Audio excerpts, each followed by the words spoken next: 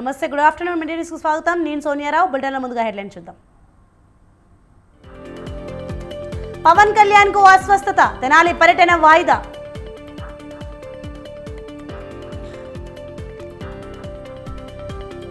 చిత్తూరు జిల్లాలో కొనసాగుతున్న జగన్ బస్సు యాత్ర, పూతలపట్టు బైపాస్ దగ్గర బహిరంగ సభ. ఏపీలో కష్టాలు పడుతున్న పెన్షన్దారులు, సచివాలయాల దగ్గర బారులు తిరిగిన వృద్ధులు. పార్టీ ఫిరాయింపులపై కేటీఆర్ ఫైర్, కోర్టులో తేల్చుకుంటామన్న బీఆర్ఎస్ లీడర్.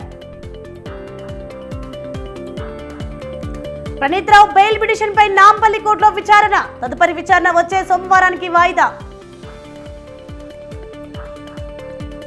వాయనాడులో కాంగ్రెస్ ఎన్నికల ప్రచారం, రోడ్ షోలో పాల్గొన్న రాహుల్.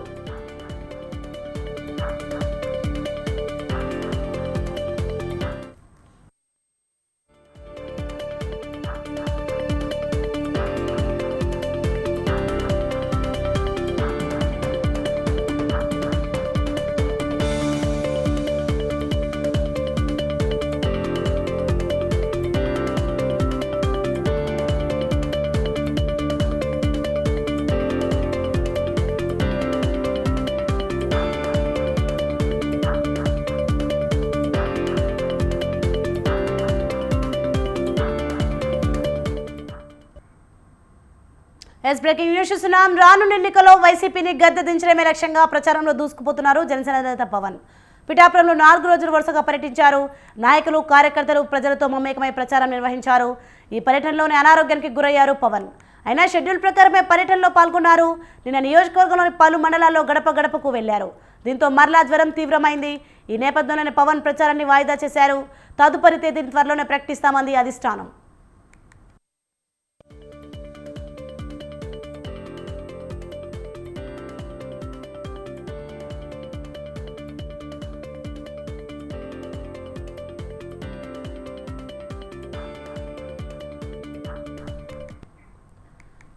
ఇదే అంశంపై మరింత సమాచారం మా ప్రతినిధి వీరస్వామి ఫోన్లలో అందిస్తారు. వీరస్వామి, చెప్పండి, పవన్ కి అస్వస్థ గురైనట్టు చూస్తున్న దీనిపైన అప్డేట్స్ ఏంటి? సోనియా, గుంటూరు జిల్లా తెనాలిలో పవన్ కళ్యాణ్ పర్యటన ఈ రోజు రద్దయింది. గత కొద్దిసేపటి క్రితమే దీనికి సంబంధించి కూడా జనసేన పార్టీ కార్యాలయం కూడా వెల్లడించింది. ఈ నేపథ్యంలో గతంలో చూసుకున్నట్లయితే మాత్రం గుంటూరు జిల్లాలో ఒకే ఒక్క సీటును మాత్రం జనసేన సీటుకి ఇవ్వడం జరిగింది. టీడీపీ, జనసేన, బీజేపీ పార్టీలు కూడా ఈ సభను సక్సెస్ చేయాలి, పవన్ కళ్యాణ్ వచ్చే పర్యటనను కూడా విజయవంతం చేయాలని భావించారు. గత 4 రోజులు కూడా భారీగా ఏర్పాటు చేసిన పరిస్థితి నెలకొంది. అదేవిధంగా చూసుకున్నట్లయితే మాత్రం పిఠాపురంలో చూసుకున్నట్లయితే ప్రతి చోట మాత్రం పవన్ కళ్యాణ్ మాత్రం పర్యటన చేశాడు. గడప గడప కూడా వెళ్ళడం జరిగింది. అక్కడ అతనికి పర్యటన నిమిత్తం వైరల్ ఫీవర్ వచ్చిన తర్వాత అక్కడి నుంచి కూడా అతనికి ఎప్పటికప్పుడు మాత్రం బిజీ షెడ్యూల్ తో ఉన్నారు. అదేవిధంగా రాత్రికి తెనాలికి మాత్రం వాహనం మీద నుంచి కూడా ప్రచారం చేసేందుకు, ఓటర్ల ప్రధాన ఆకర్షణగా అభివాదం చేస్తూ వెళ్లాలని చెప్పి నిర్ణయించుకోవడం జరిగింది జనసేన. ఒకవైపు నుంచి దీన్ని మాత్రం భారీగా కసరత్తు కూడా చేయడం జరిగింది. తెనాల్లో ప్రథమసారి మొదలు ఇక్కడికి రావడం జరుగుతోంది. ఈ నేపథ్యంలో ఈ సభ విజయవంతం చేయడానికి మాత్రం అందరూ కూడా భావించిన పరిస్థితి నెలకొంది. ఇప్పుడు కూడా ఏర్పాట్లు చేసిన పరిస్థితి నెలకొంది. అదేవిధంగా చూసుకుంటే మాత్రం పోలీసు యంత్రాంగం కూడా కట్టుదిట్టమైన ఏర్పాట్లు కూడా చేసిన పరిస్థితి నెలకొంది. అసంతృప్తులు ఉన్నాయి కాబట్టి అసంతృప్తులు కూడా బుద్ధగించి వేదిక మీదకి తీసుకొచ్చేసి భారీగా నిర్ణయం కూడా తీసుకోవడం జరిగింది. దీనికి సంబంధించి కూడా ప్రణాళికను కూడా రూపొందించిన పరిస్థితి నెలకొంది. దీనికి సంబంధించి కూడా ఇప్పుడు పవన్ కళ్యాణ్ పర్యటన రద్దవడంతో మాత్రం త్వరలో మాత్రం తేదీని ఖరారు చేసే అవకాశాలు కూడా కనిపిస్తున్నాయి. ఈ నేపథ్యంలో కూడా గుంటూరు జిల్లాలో కూడా ఏదంటే కాపు సామాజిక వర్గం ఎక్కువగా ఓట్లు ఉన్నాయి కాబట్టి ఓటర్ని ఆకర్షించే విధంగా పవన్ కళ్యాణ్ ప్రసంగం ఉండే విధంగా మాత్రం కసరత్తు చేశారు. దీన్ని కూడా రూపకల్పన కూడా చేయడం పరిస్థితి నెలకొంది. ఈ నేపథ్యంలో కూడా చూసుకుంటే మాత్రం ఈ పవన్ కళ్యాణ్ కూడా పర్యటన మాత్రం విజయవంతం చేసే దిశగా అడుగులు ముందుకు వేస్తే 3 పార్టీలు అనారోగ్యంతో మాత్రం ఈ రద్దయిందని చెప్పుకోవాల్సిన పరిస్థితి నెలకొంది.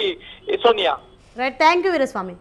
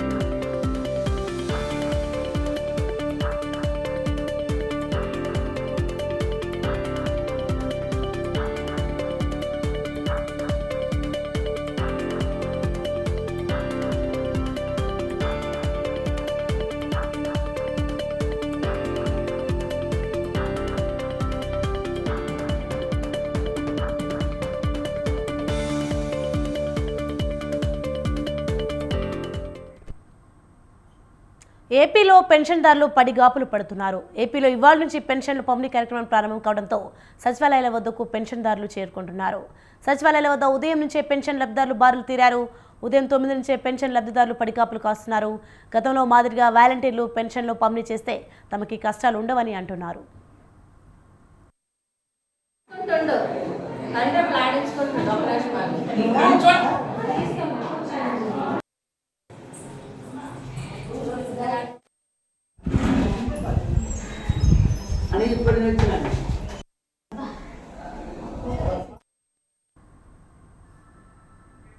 పెన్షన్దారులను 2 కేటగిరీలుగా విభజించారు. దివ్యాంగులు, తీవ్ర అనారోగ్యంతో ఉన్న వారికి ఇంటి వద్దకే ఇచ్చి పెన్షన్లు ఇస్తున్నారు.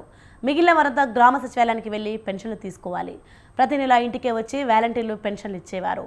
ఇప్పుడు కొత్తగా వృద్ధులు సచివాలయానికి వచ్చి పెన్షన్లు తీసుకోవడానికి ఇబ్బందులు పడుతున్నారు.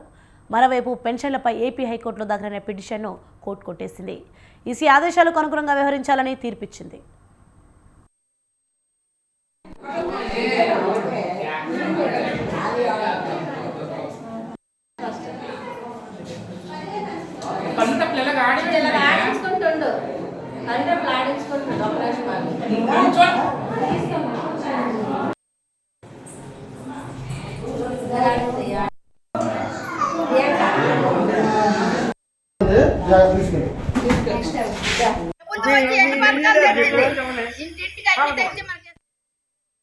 బ్రేకింగ్ న్యూస్ చూస్తున్నాం. ఏపీలో పెన్షన్దారులు పడిగాపులు పడుతున్నారు.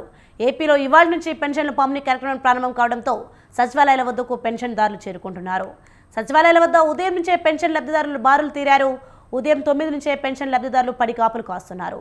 గతంలో మాదిరిగా వాలంటీర్లు పెన్షన్లు పంపిణీ చేస్తే తమకి కష్టాలు ఉండవని అంటున్నారు.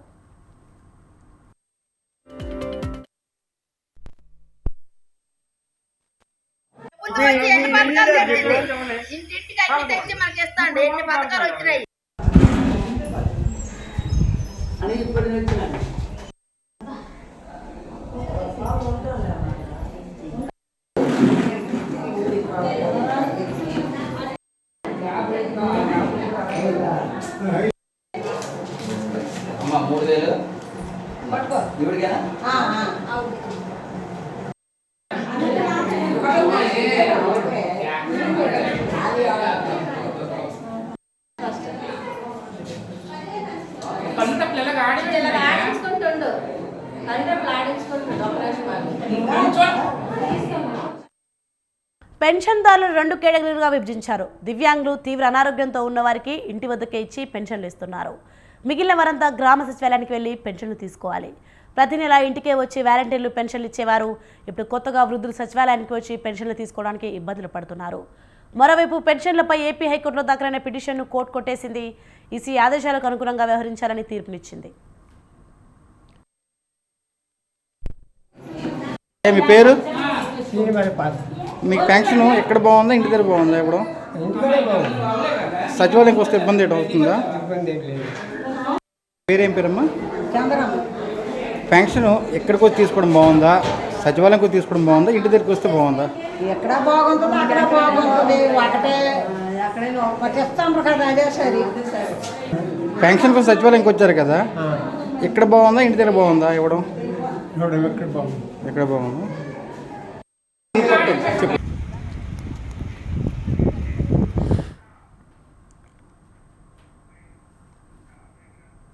గుంటూరు మండలం ప్రతిపాల్లో పెన్షన్ లబ్ధిదారులు పడికాపులు కాస్తున్నారు. వెంగళాయపాలెం గ్రామ సచివాలయం వద్ద పెన్షన్ కోసం వృద్ధులు ఎదురు చూస్తున్నారు. వాలంటీర్లు లేకపోవడంతో తాము ఇబ్బందులు పడుతున్నామని లబ్ధిదారులు అంటున్నారు.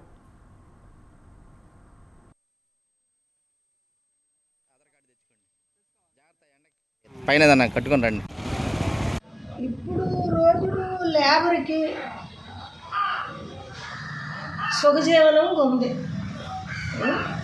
వాలంటీర్ వ్యవస్థ మాకు తెల్లవారి వెళ్ళేసి మనకి కాలు కడగకుండా మనకి ఇవ్వాల్సిన కూరకు ఇవ్వాల్సిన పెన్షన్, ఇతల బియ్యం, ఇతల 18,000, ఇతల పిల్లలకి, తరువాత ఏంటంటే గర్భవతులకి, అన్ని విధాలు కూడాను లేబర్కి సుఖజీవనంగా ఉంది.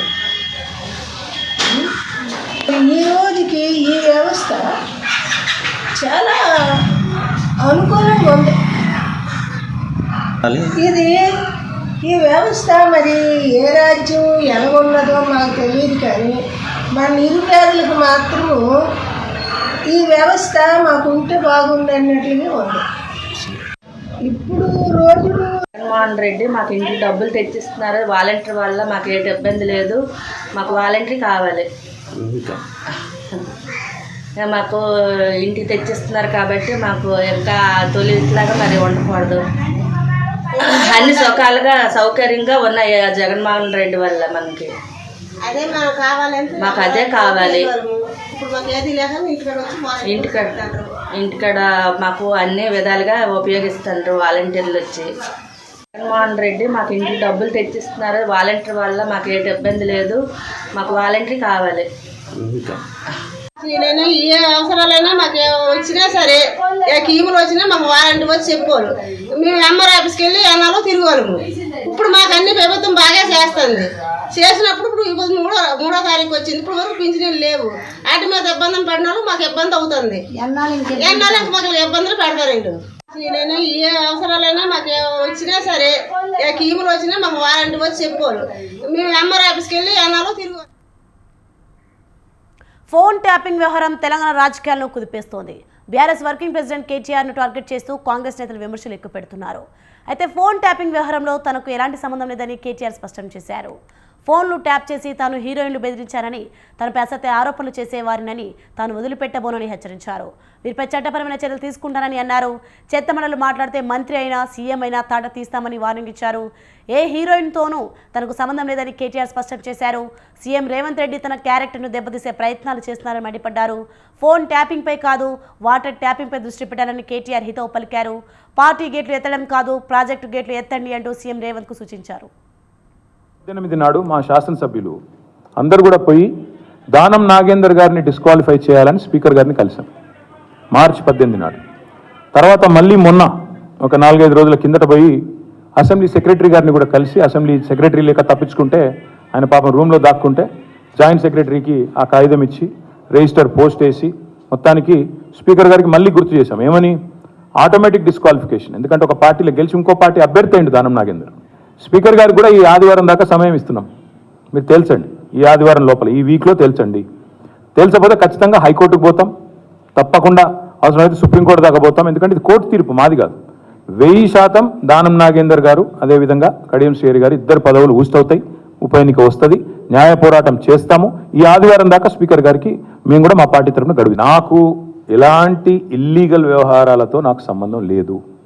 ఫోన్ ట్యాపింగ్ అని చెప్పి లీకు వీరుడు రేవంత్ రెడ్డి గారు పాపం డైరెక్ట్గా ప్రెస్ కాన్ఫరెన్స్ పెట్టే దమ్ము లేదు, డైరెక్ట్గా ఆధారాలు ప్రజల ముందు పెట్టే దమ్ము లేదు. ఏముందో విషయం ఎవరికి తెలియదు. పోలీస్ రిమాండ్లో ఉన్న వాళ్ళకి కూడా ఫోన్లకు వెళ్ళి మీకు లీకులు వస్తాయి. ఈయన లీకు వీరుడు. మరి ఈ లీకు వీరుడు ఏదో కష్టపడి నా క్యారెక్టర్ అసాసినేషన్ చేయాలనే ప్రయత్నంలో చాలా బలంగా ఉన్నాడు. ఎవరో హీరోయిన్లను నేను బెదిరించిన అంటది ఆ మంత్రి. ఆమెకు నెత్తుందా లేదా నాకు తెలియదు. నాకు అంత కర్మ ఏంది, నాకు ఈ దిక్కుమాలిన పనులు చేయాల్సిన పరిస్థితి ఏంది. నాకు ఎలాంటి ఫోన్ ట్యాపింగ్ వ్యవహారంతో నాకు ఎలాంటి సంబంధము లేదు. ఈ అడ్డమైన మాటలు ఎవరైనా మాట్లాడితే, చెత్త మాటలు ఎవరైనా మాట్లాడితే వారు మంత్రి అయినా ముఖ్యమంత్రి అయినా తాట తీస్తాము, లీగల్గానే చూసుకుంటాం. తాట తీస్తామంటే మళ్ళీ మీరు ఇదే యూట్యూబ్లో తమ్మునీళ్ళు పెట్టి తాట తీస్తామన్నాడు ఈయనకు అహంకారం ఎక్కువ అని చూపెడకూరి. అదే వినండి, తొందరపడకండి. తప్పకుండా లీగల్గానే ఎదుర్కొంటాం, న్యాయపరంగానే ఎదుర్కొంటాం. నేను ఒకటే అంటా ఉన్నా ఈ ముఖ్యమంత్రి గారిని. ముఖ్యమంత్రి గారు హైదరాబాద్ మీకు ఓటు వేయలేదు, మాకు తెలుసు, మీకు కూడా తెలుసు. మరి అందుకోసం ఏమైనా బదిలా తీసుకుంటున్నావా? హైదరాబాద్ ప్రజల మీద ఏమైనా పగబట్టినావా? ఎందుకు ఈ కక్ష నీకు? మాకు అర్థం కాక అడుగుతా ఉన్నా. హైదరాబాద్లో ఇలా తాగునీటి డిమాండ్కి సరిపడా నీళ్లు ఉన్నాయి. సింగూరులో 18 టీఎంసీలు ఉన్నాయి, ఉస్మాన్ సాగర్లో, హిమాయత్ సాగర్లో నీళ్లు ఉన్నాయి, ఎల్లంపల్లిలో నీళ్లు ఉన్నాయి. నువ్వు కాళేశ్వరం పంపులు ఆన్ చేసినావు కదా, ఆ నీళ్ళను మీరు కొండపోచమ్మ దాకా తీసుకురావచ్చు. మల్లన్న సాగర్లో నీళ్లు ఉన్నాయి, కొండపోచమ్మకు తీసుకురండి, అక్కడి నుంచి హైదరాబాద్కి నీళ్ళు ఇవ్వచ్చు. ఇవ్వడం లేదు, కావాలనే ఇంకా సిగ్గు లేకుండా ఆయన మాట్లాడుతున్నాడు. నిన్న బుక్ చేసిన 12 గంటల ట్యాంకర్లు ఇస్తున్నాం, మమ్మల్ని అభినందిస్తలేరు అంటున్నాడు ముఖ్యమంత్రి. అసలు ఒక ముఖ్యమంత్రి మాట్లాడే మాటనేనా అది? అసలు ట్యాంకర్లు కొనుక్కోవాల్సిన దుస్థితి ఎందుకు వచ్చింది నీళ్లు ఉండగా? అది చెప్పు నువ్వు ముందు. అంటే ఒక్క హైదరాబాద్ పట్టణంలో ఒక్క మార్చి నెలలో, ఇంకా ఎండాకాలం పూర్తిగా ప్రారంభం కాకముందే దాదాపు 2,30,000 పైచిలకు ట్యాంకర్లు బుక్ చేసే దుస్థితి వచ్చిందంటే మరి ప్రజలు తమ జేబుల్లోంచి పెడుతున్న ఖర్చు ఎంత ఒక్కొక్క ట్యాంకర్కి? ముఖ్యమంత్రి గారు అది ఎవరు భరిస్తారు? ఇవాళ రాష్ట్ర వ్యాప్తంగా ఉండే ప్రాజెక్టుల్లో నీళ్లు ఉన్నాయి, కానీ నిర్వహించే తెలివి ఈ ప్రభుత్వానికి లేదు. పార్టీ గేట్లు ఎత్తడం కాదు ముఖ్యమంత్రి గారు, ప్రజల కోసం చేతనైతే ఈ ప్రాజెక్టుల గేట్లు ఎత్తండి. పార్టీ గేట్లు ఎత్తడం, అదే పనిలో రాజకీయాలు చేయడం కాదు. ప్రజల కోసం ప్రాజెక్టుల గేట్లు ఎత్తండి. ఫోన్ ట్యాపింగ్ కాదు, వాటర్ ట్యాపింగ్ మీద దృష్టి పెట్టండి. మీరు చేయాల్సిన పని చేయకుండా ఇవాళ పనికిమాలిన పనులు చేస్తూ ఉన్నారు. ఇన్ని నీళ్లు చుట్టూతా ఉండంగా ఎందుకు ప్రజలు ట్యాంకర్లు కొనాల్సిన దుస్థితి ఉంటుందో ముఖ్యమంత్రి గారు చెప్పాలా. వాస్తవం ఏంది? కేఆర్ఎంబీకి ప్రాజెక్టులు అప్పచెప్పారు, నాగార్జున సాగర్ అప్పచెప్పారు. ఇవాళ అక్కడ నీళ్లు తీసుకోవాలంటే ఢిల్లీ వాడి ముందు బిచ్చం అడుక్కున్నట్టు నీళ్ల కోసం కూడా, తాగునీళ్ళ కోసం కూడా అడుక్కునే దుస్థితి తెచ్చింది రేవంత్ రెడ్డి ప్రభుత్వం. వాళ్ళని బతిలాడుకోవాల్సిన పరిస్థితి వచ్చింది. ఈయన దృష్టి పెట్టింటే లాస్ట్ 2-3 months ఈ ప్రభుత్వం దృష్టి పెట్టింటే ఈ ఎండాకాలం లోపల పూర్తి అయ్యేది. డెడ్ స్టోరేజ్ నుంచి కూడా నీళ్లు తీసుకునే కెపాసిటీ ఉండేది. ఆ పని కూడా చేయలేదు, పట్టించుకోలేదు. పనికిమాలిన రాజకీయాలు తప్ప ప్రజల కష్టాలు లేదు. వచ్చిందే అబద్ధాల పునాదుల మీద వచ్చినారు. 100 రోజుల్లో ఇది చేస్తాం, అది చేస్తాం అని చెప్పి అబద్ధాల పునాదుల మీద గద్దెకెక్కి వీళ్ళు 24 గంటలు ఒకటే పని చేస్తున్నారు. ఎవరిని గుంజాలి, బీఆర్ఎస్ని ఎట్లా దెబ్బకొట్టాలి, ఎవరిని బెదిరించాలి, ఢిల్లీకి ఎన్ని సూట్ కేసులు పంపించాలి, ఇదే ఆలోచన తప్ప ఇవాళ రైతుల గురించి కానీ ప్రజల గురించి కానీ కనీస పట్టింపు కూడా ముఖ్యమంత్రి గారికి లేదు. అందుకే సాగునీరు అందక ఒకవైపు రైతులు సతమతం అవుతున్నారు, తాగునీరు అందక ఒకవైపు ప్రజలు ఇబ్బందులు పడుతూ ఉన్నారు. 100% మళ్ళీ చెప్తా ఉన్నా, నొక్కి వక్కానిస్తా ఉన్నా, ఇది ప్రకృతి కరుణించకపోవడం వల్ల వచ్చిన నీటి కొరత కాదు. ఇది ముమ్మాటికి వైఫల్యాల కాంగ్రెస్ సృష్టించిన కృత్రిమ కొరత. అదే ఇప్పుడు నెక్స్ట్ టైం ఏం చేస్తామంటే బ్రదర్, మేము ఎవరు ఎక్కడెక్కడ ఆత్మహత్య చేసుకోబోతున్నారో ముందే మేము మా దివ్య దృష్టితో కనుక్కొని రేవంత్ రెడ్డి గారికి చెప్తాము. నెక్స్ట్ పంటలు ఎక్కడెక్కడ ఎండిపోబోతున్నాయో మా దివ్య దృష్టితో మేమే చూసుకొని మేమే చెప్తాము. ఆ తర్వాత రాష్ట్రంలో ఎక్కడెక్కడ ఎలాంటి ఉపద్రవాలు రాబోతున్నాయో దివ్య దృష్టితో మేమే చూసి మేము ఆయనకు చెప్తాము. మరి ఆయన ఎందుకున్నాడు? ఇంకా ఆయన ఎందుకు ముఖ్యమంత్రిగా? ఆయనకి ఇంత అధికార యంత్రాంగం ఎందుకు? 7 లక్షల ఉద్యోగులు ఎందుకు ఆయన కింద పనిచేసేది? ఇంత పెద్ద ప్రభుత్వం ఎందుకు? నేనేమంటున్నా అంటే అన్ని పనులు మేము చేసినాక ఆయన ఎందుకు అసలు? అయినా కూడా ఇంకోటి కూడా నా దగ్గర లిస్ట్ కూడా ఉంది, పంపిస్తాను. 218 మంది ఇప్పటికీ ఆత్మహత్య చేసుకున్నారు రాష్ట్రంలో రైతులు. నేను అడిగారు కదా, ఆయన 48 గంటల సమయం ఇస్తున్నారు కదా, ఇప్పుడు దీని తర్వాత పంపిస్తున్నా ఆయనకి, రేవంత్ రెడ్డి గారికి మేము డిమాండ్ చేస్తున్నాం. ఆయన గతంలో ప్రతిపక్షంలో ఉన్నప్పుడు ఆయన అన్నారు, రైతులు ఆత్మహత్యలు చేసుకున్న ప్రతి కుటుంబానికి 25 లక్షల రూపాయలు ఇవ్వాలని ఇదే రేవంత్ రెడ్డి గారు ఆనాడు పిసిసి ప్రెసిడెంట్గా అన్నారు. మేము కూడా అదే చెప్తున్నాం. ఆ వివరాలు దీని తర్వాత మీకు కూడా అందజేస్తాను. 218 కుటుంబాలు, వాళ్ళ పేర్లు, వివరాలు జిల్లాతో సహా ఇస్తాను. అది దయచేసి మీరు రేవంత్ రెడ్డి గారికి ఇవ్వండి, ప్రజలకు ఇవ్వండి. ఆ ప్రతి కుటుంబానికి ప్రభుత్వం 25 లక్షల రూపాయలు చెల్లించాలని చెప్పి కూడా నేను డిమాండ్ చేస్తాను. రైతులకు తక్షణమే 2 లక్షల రుణమాఫీ చేయాలని మాజీ మంత్రి హరీష్ రావు డిమాండ్ చేశారు. ఈ మేరకు ముఖ్యమంత్రి రేవంత్ రెడ్డికి హరీష్ లేఖ రాశారు. అధికారంలోకి రాగానే రైతు రుణాలు మాఫీ చేస్తామని ప్రకటించారని, 4 నెలలు అవుతున్న ఒక్క రైతు కూడా మాఫీ కాలేదని విమర్శించారు. రైతులకు బ్యాంకులు నోటీసుల మీద నోటీసులు ఇస్తూ కిస్తీ చెల్లించాలంటున్నాయని, తీసుకున్న రుణాలను వడ్డీ చెల్లించి తీరాల్సిందేనని ఒత్తిడి చేస్తున్నాయని చెప్పారు. ఆర్థిక బలంతో రైతులు తీవ్ర ఆందోళన చెందుతున్నారని తెలిపారు. అందువల్ల 2 లక్షల రుణమాఫీ ఎప్పట్లోగా చేస్తారో స్పష్టం చేయాలని డిమాండ్ చేశారు. పరిపాలన 200 రైతుల ఆత్మహత్యలు. నేను కొద్దిగా బాధపడుకుంటూ మాట్లాడుతున్న ఆవేదనతో, ఎందుకంటే రైతులు మళ్ళీ ఆత్మహత్య చేసుకునే దుస్థితి ఈ రాష్ట్రంలో వస్తుందని చెప్పి మేము కళ్ళ కూడా అనుకోలే. ఎందుకంటే చాలా వరకు పనులు మేము చేసి పెట్టినాం, పటిష్టంగా చేసి పెట్టినాం. మరి ఎందుకు సంభవిస్తున్నట్టు ఈ ఆత్మహత్యలు? ఈ లక్షల ఎకరాల్లో పంటలు ఎండిపోతున్నట్టు? దేశంలోనే నంబర్ 1 స్థాయికి ధాన్యం ఉత్పత్తిలో ఎదిగిన రాష్ట్రం అనతి కాలంలో, ఇంత స్వల్ప కాలంలో ఎందుకు ఈ బాధకు గురి కావాలి? దీనికి కారణం ఏంటి? మరి ఆ రాష్ట్రానికి ఏం చెదలు పట్టింది? అలా 100 రోజులలో ఇంత అస్తవ్యస్తమైంది. దీని ఉన్న తమాషా ఏంది? కొత్తగా నడిపించేది ఏం లేదు, కొత్తగా మొదలు మోసేది లేదు, కట్టెలు కొట్టేది లేదు. పేర్లు చెప్పమను, పేరు ఊర్లు ఇవ్వమను, నష్టపరిహారం ఇద్దాం. 200 నెంబర్ చెప్పుడు కాదు, పేర్లు వాళ్ళ వివరాలు ఇవ్వమను. తప్పకుండా ప్రభుత్వం నుంచి వాళ్ళని ఆదుకుందాం. సూటిగా నేను చంద్రశేఖరరావుని అడుగుతున్నా, ఏ రైతు, ఏ ఊరు, అతని వివరాలు మాకు పంపుండి. నిజంగానే రైతులు చచ్చిపోయి ఉంటే రైతుల పట్ల సానుభూతి ఉన్న రైతు ప్రభుత్వం మాది, ఆ రైతు కుటుంబాలను ఆదుకునే బాధ్యత మాది. 200 కుటుంబాలను ఎన్నికలైన మరుక్షణం సచివాలయానికి పిలిచి వాళ్ళని ఏ రకంగా ఆదుకోవాలో మా ప్రభుత్వం నిర్ణయం తీసుకుంటుంది. చంద్రశేఖరరావు గారికి 48 గంటలు సమయం ఇస్తున్న చనిపోయిన రైతుల 200 మంది రైతుల వివరాలు ప్రభుత్వానికి నివేదిక రూపంలో ఇవ్వాల్సిందిగా నేను వారిని కోరుతున్నా. నెల్లూరులో వైసీపీ వర్సెస్ టీడీపీ అన్నట్టు నడుస్తోంది. నిన్న మొన్నటి వరకు పాలు నీళ్ళ కలిసి ఉన్న పెద్దారెడ్ల మధ్య పోటీ హోరాహోరీగా జరగనుంది. నెల్లూరు ఎంపీ అభ్యర్థులుగా వైసీపీ నుంచి విజయసాయిరెడ్డి, టీడీపీ నుంచి వేమిరెడ్డి ప్రభాకర్ రెడ్డి బరిలో ఉన్నారు. అయితే ఎవరికి వారు నియోజకవర్గంలో ఉన్న సమస్యలు తెలుసుకుంటూ ప్రచారంలో దూసుకుపోతున్నారు. నెల్లూరు జిల్లా ఎన్నికల సమరంపై మరింత సమాచారం మా ప్రతినిధి సునీల్ అందిస్తారు. సమీపిస్తున్న నేపథ్యంలో రాష్ట్ర వ్యాప్తంగా ఎన్నికల హడావుడైతే జరుగుతున్న పరిస్థితి అయితే ఉంది. అయితే నెల్లూరు జిల్లాకి సంబంధించి రాజకీయం రోజుకో మలుపు తిరుగుతున్న పరిస్థితి అయితే నెలకొందని చెప్పుకోవచ్చు. ప్రస్తుతం అయితే నెల్లూరు జిల్లాకు సంబంధించి పార్లమెంటు అభ్యర్థులుగా వేణుంబాక విజయసాయిరెడ్డి, అదేవిధంగా టీడీపీ అభ్యర్థిగా వేమిరెడ్డి ప్రభాకర్ రెడ్డి అయితే పోటీలో ఉన్న పరిస్థితి అయితే ఉంది. అయితే దాదాపుగా కూడా ఇరు వర్గాలు పార్టీలు అయితే టీడీపీ నుండి వైసీపీ నుండి అభ్యర్థుల్ని ఖరారు చేయడంతో పాటు ఇద్దరు ప్రజల్లో అయితే నిత్యం తిరుగుతున్న పరిస్థితి అయితే ఉంది. అయితే పార్లమెంటు అభ్యర్థులుగా వైసీపీ నుండి విజయసాయిరెడ్డి నిత్యం ప్రజల్లో ఉంటున్న పరిస్థితి అయితే ఉంది. కందుకూరు నుండి నెల్లూరు వరకు కూడా దాదాపుగా 7 మంది ఎమ్మెల్యేలు ఉన్న ఈ పార్లమెంట్లో విజయసాయిరెడ్డి గెలుపు కోసం ప్రయత్నిస్తున్న పరిస్థితి అయితే ఉందని చెప్పుకోవచ్చు. అయితే ప్రస్తుతం నెల్లూరు జిల్లాకు సంబంధించి నెల్లూరు పార్లమెంట్ అభ్యర్థులుగా ఉన్న ఇరు వర్గాలకు సంబంధించి కూడా పెద్దారెడ్లు సై అంటే సై అంటున్న పరిస్థితి నెల్లూరు జిల్లాలో నెలకొందని చెప్పుకోవచ్చు. అయితే దాదాపుగా కూడా పార్లమెంట్ అభ్యర్థి టీడీపీ పార్లమెంట్ అంటే వైసీపీ నుండి టీడీపీకి వెళ్ళిన పార్లమెంట్ అభ్యర్థి వేమిరెడ్డి ప్రభాకర్ రెడ్డి నిత్యం ప్రజల్లో తిరుగుతున్న పరిస్థితి అయితే ఉంది. అయితే వేమిరెడ్డి ప్రభాకర్ రెడ్డికి సంబంధించి గత 4 సంవత్సరాల నుండి కూడా ప్రజల్లో ఉంటున్న పరిస్థితి అయితే ఉంది. అయితే ట్రస్ట్ పేరుతో అక్కడ నెల్లూరు జిల్లా ఉమ్మడి నెల్లూరు జిల్లా వ్యాప్తంగా కూడా అభివృద్ధి పనులు అదేవిధంగా సేవా కార్యక్రమాలు చేసిన పరిస్థితి అయితే మహిళలు అక్కడి నుంచి వెళ్ళిపోవడంతో పాటు కూడా వెనక నుండి ఓ రాజకీయ నాయకుడు వెళ్ళొద్దు అంటూ కూడా అక్కడ మహిళలను అయితే అరిచిన పరిస్థితి అయితే ఉంది. అయినప్పటికీ వారు మాట వినకుండా వెళ్ళిపోవడంతో పాటు కూడా భోజనాలు ఉన్నాయి, భోజనం చేసుకొని అందరూ వెళ్ళండి అనే మాటలు మాట్లాడిన పరిస్థితి అయితే ఉంది. అయితే ఈ మాటలు మాట్లాడడంతో పాటు కూడా విజయసాయిరెడ్డి ఎంపీ అభ్యర్థిగా గెలుపొందడానికి అదేవిధంగా ఓట్లు కూడా పడవు అనే విధంగా కూడా ఈ మాటలు హాట్గా నెల్లూరులో అయితే నడుస్తున్న పరిస్థితి అయితే మొత్తం నెల్లూరులో ఉంటారు.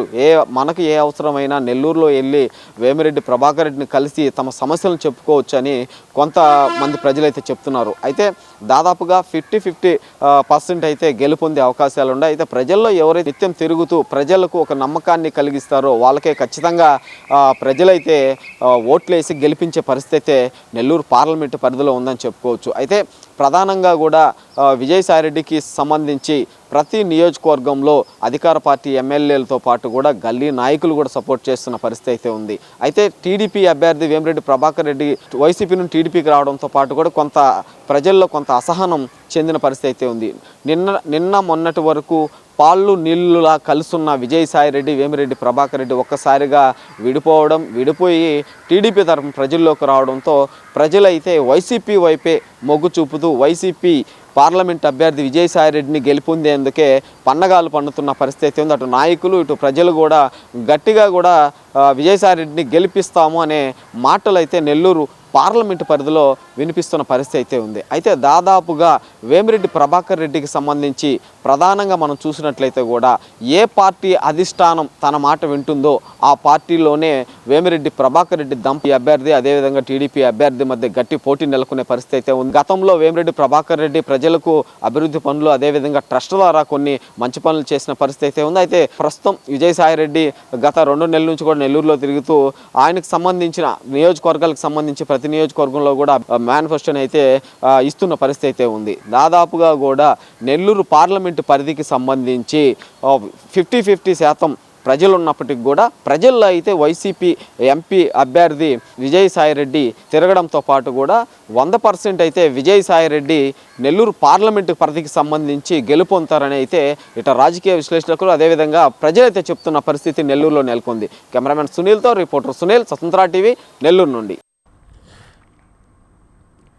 తెలుగు రాష్ట్రాల్లో బారుడు సెగలు కక్కుతున్నాడు. గత నెల 2వ వారం నుంచి దక్షిణాదిలో ముఖ్యంగా 2 తెలుగు రాష్ట్రాల్లో ఎండ తీవ్రత పెరిగింది. ఉదయం 8 గంటల నుండి ఎండ తీవ్రత అధికంగా నమోదవుతుండటంతో బయటకు వచ్చేందుకు ప్రజలు భయపడుతున్నారు. అనేక ప్రాంతాల్లో ఎండ తీవ్రతతో పాటు ఉక్కపోత వడగాల్పులు తీవ్రంగా విస్తుండటంతో ప్రజలు ఉక్కిరి బిక్కిరవుతున్నారు. పగటిపూట ఉష్ణోగ్రతలు 38 నుంచి 42 డిగ్రీల వరకు నమోదవుతుండటంతో ప్రజలు ఠారెత్తిపోతున్నారు.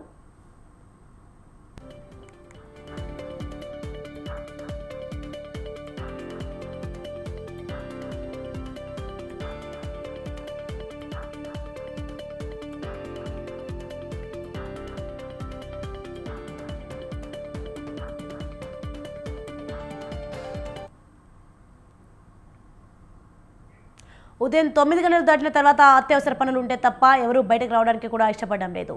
దీంతో 2 తెలుగు రాష్ట్రాల్లోని అనేక ప్రాంతాల్లో రోడ్లు నిర్మానుష్యంగా కనిపిస్తున్నాయి. మరో 2 నెలల పాటు ఈ ఎండ తీవ్రత కొనసాగుతుందని వాతావరణ శాఖకు చెందిన నిపుణులు హెచ్చరిస్తున్నారు. ఎండ తీవ్రత నేపథ్యంలో చిన్నారులు, వృద్ధులు, గర్భిణీల విషయంలో జాగ్రత్తలు పాటించాలని వైద్య నిపుణులు సూచిస్తున్నారు. డీహైడ్రేట్ కాకుండా తగిన జాగ్రత్తలు తీసుకోవాలని చెబుతున్నారు.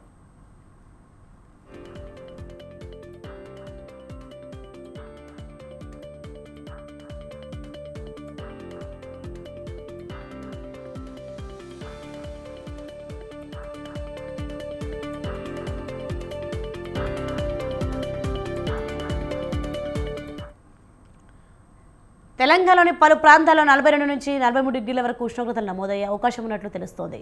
మరికొన్ని చోట్ల 41 నుంచి 42 డిగ్రీల వరకు ఉష్ణోగ్రతలు నమోదు కావచ్చని అధికారులు చెబుతున్నారు. ఇక హైదరాబాద్లో మాత్రం గరిష్ట ఉష్ణోగ్రతలు 42 డిగ్రీలు ఉంటుందని వాతావరణ శాఖ నిపుణులు చెబుతున్నారు.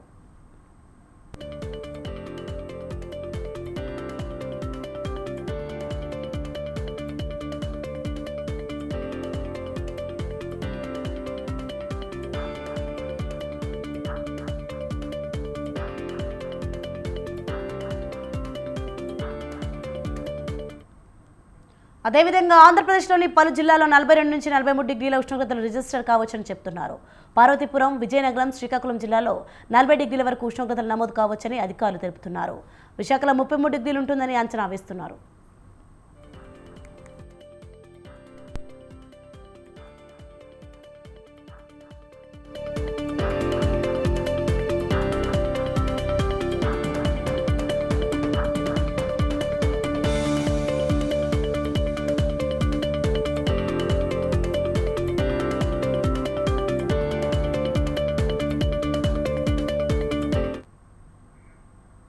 Yes, KV Bulletin updates. For more updates, keep watching Swatandhra News.